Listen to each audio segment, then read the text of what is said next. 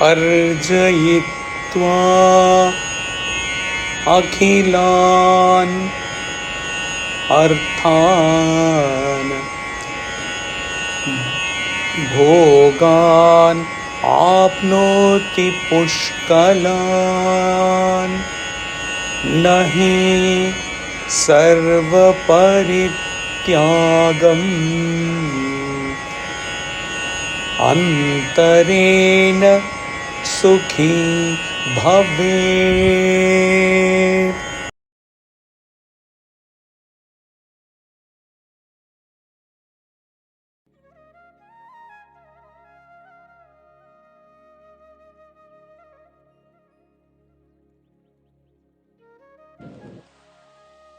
One gets plenty of enjoyments by acquiring the manifold objects of the senses. Surely, one cannot be happy without renouncing them all.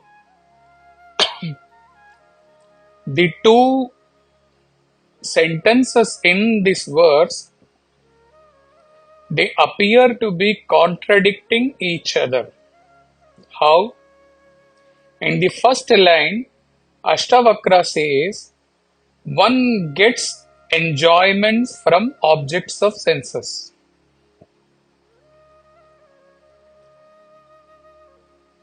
In the second line, he advocates renouncing all those objects of senses without which, he says, one can never be happy.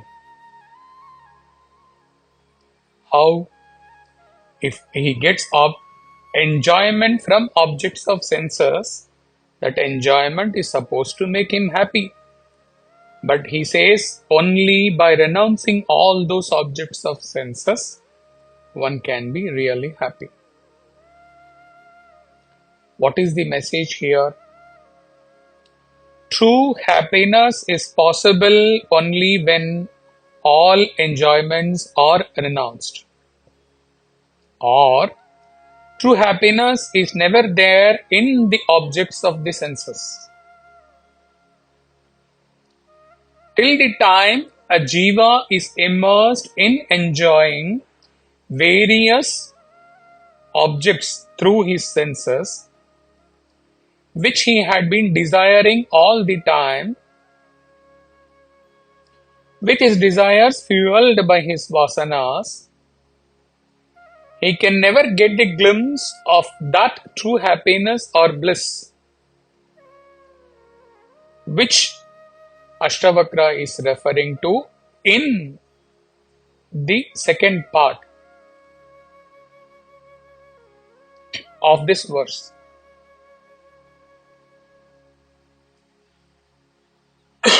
Why?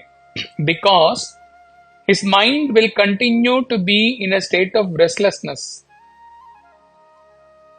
both when he desires and runs after the objects, as well as after he gets them and enjoys them. Because when he is pursuing, there is a craving, there is a restlessness within. But after he has enjoyed, there is a fear within that this enjoyment may not be available for him ever. So there is again restlessness within to keep possessing such objects to continue his enjoyment.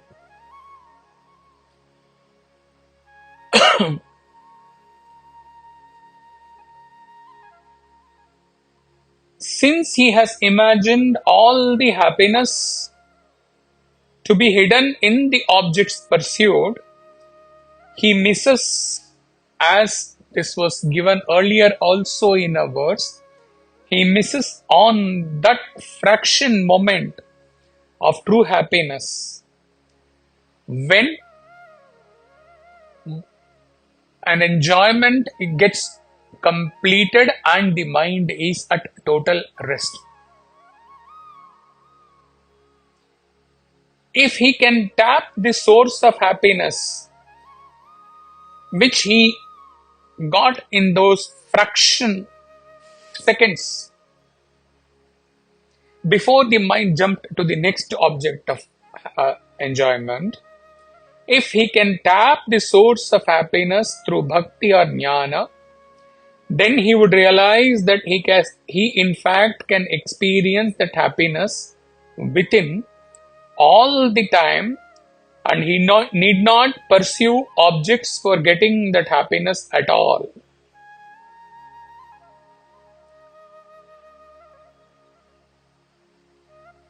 However, having said that, even to get convinced about the essence of this verse, that true happiness is only in giving up enjoyment of sense objects, even for getting convinced about this, one has to reach a stage in one birth when his karmas have come to a mild level. His prarabdha is at a mild level, and something happens in his life, as it was covered in the love is God first part. In the love for God part, his mind turns towards God, or his mind turns towards the instructions of Vedanta on self.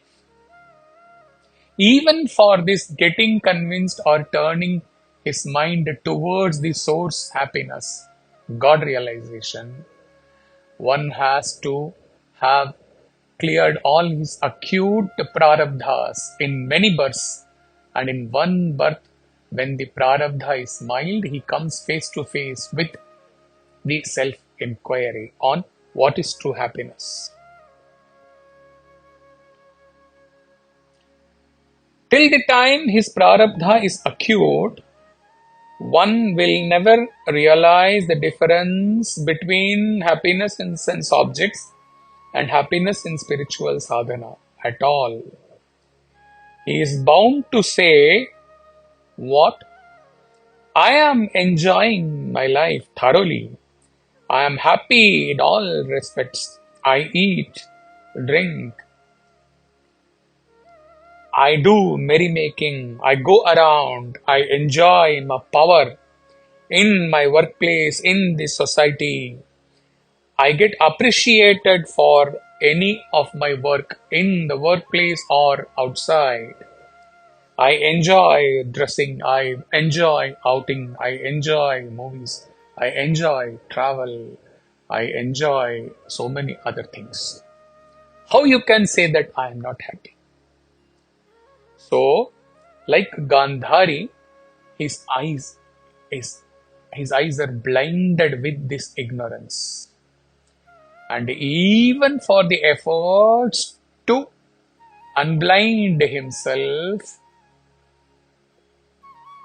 a particular birth in which prarabdhas stand at mild level and immense God's grace also has to be there. Otherwise, everyone is happy in the world, supposedly.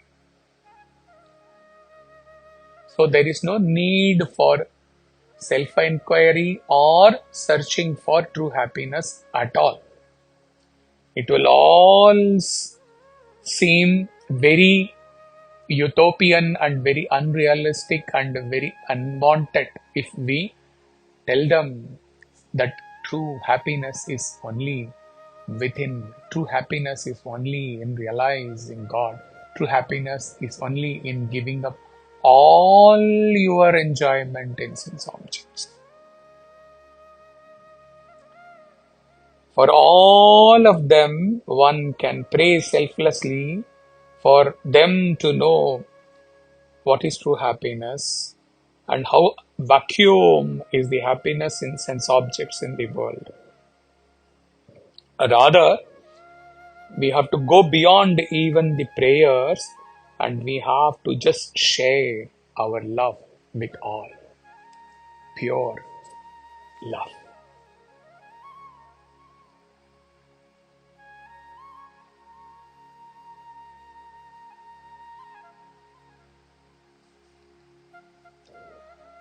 Nothing much in the commentary. Hari Om Tat Sat.